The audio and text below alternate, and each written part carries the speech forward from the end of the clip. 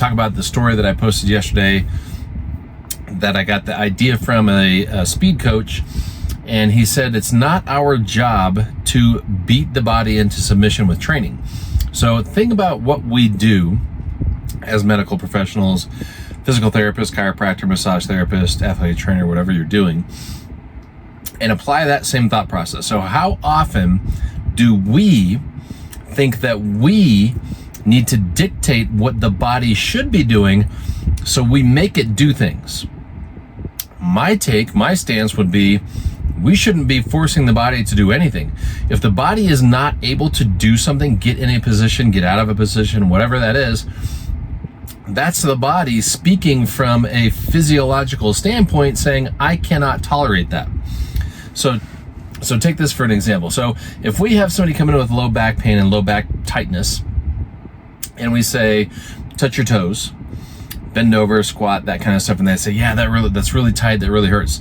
And we say, oh, well, you should be able to get into that position without being tight, so let me massage it, and then let me put you on E-stim and heat, and then let me pop your back, and then let me put you in positions that you couldn't get into by yourself. That's us saying we're smarter than your body, so we're going to make your body do what we think it should do. Meanwhile, your body is saying, please don't do that. I can't tolerate that. I'm trying to protect these joints from getting into positions that I can't tolerate.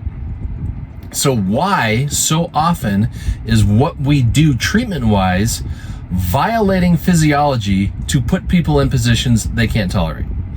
So when a back pain patient comes in and says, I can't do that, we should say, I wonder what's going on a physiological level that's not allowing you to get in and out of those positions.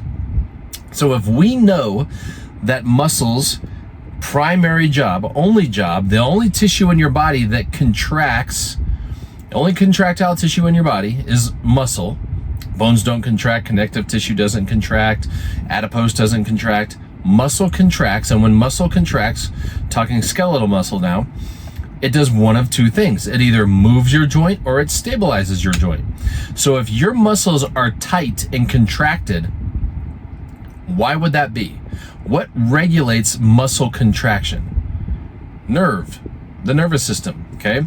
So if the nervous system is not regulating contraction and a muscle is in a short position, it's going to contract and get stuck in that position because now the nervous system is not saying contract and get longer or contract and get shorter. It's saying contract, contract, contract, and you're stuck there.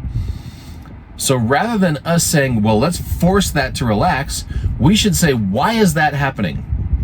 And how can I reverse the cause of that? So that's my take.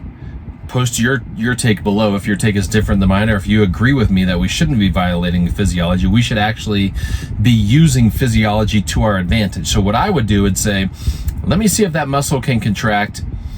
Let me see if that muscle can facilitate a contraction. If it can't, then that's telling you the nervous system is not regulating contraction and we need to reset the nervous system. So that's what I would do. If I have somebody come in and touch their toes and say, I have tightness in my back or tightness in my hamstring, I would say, I know that there's something called the law of reciprocal inhibition that could be influencing what's going on here. So let me check and see if the muscles that should be pulling you into flexion are inhibited.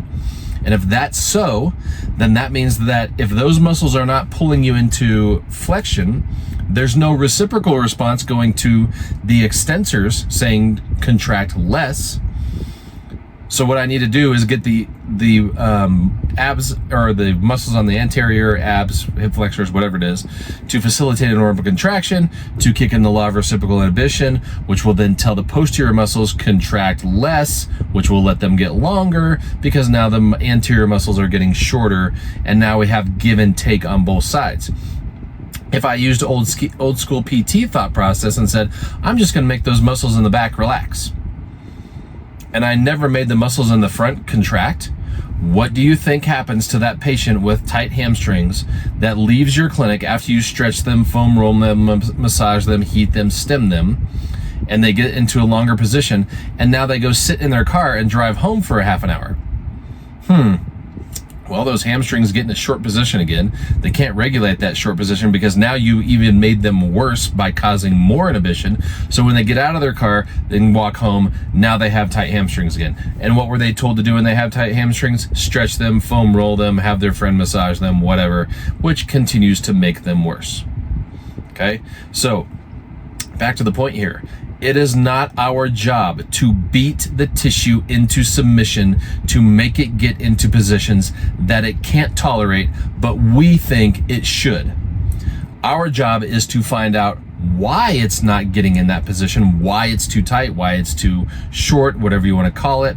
Why is that happening? Reverse the root cause, and then educate patients on how to do that at home with a home exercise program that would be based on neuromuscular physiology rather than symptom modification. So let me know your thoughts below and start thinking about what things do you do in the clinic that violate physiology in order to get somebody into a position so you can say their range of motion is bigger or their pain is less or their tightness is decreased. And what's the long-term effect of you forcing them into that position that they can't tolerate on a neuromuscular level? Let me know.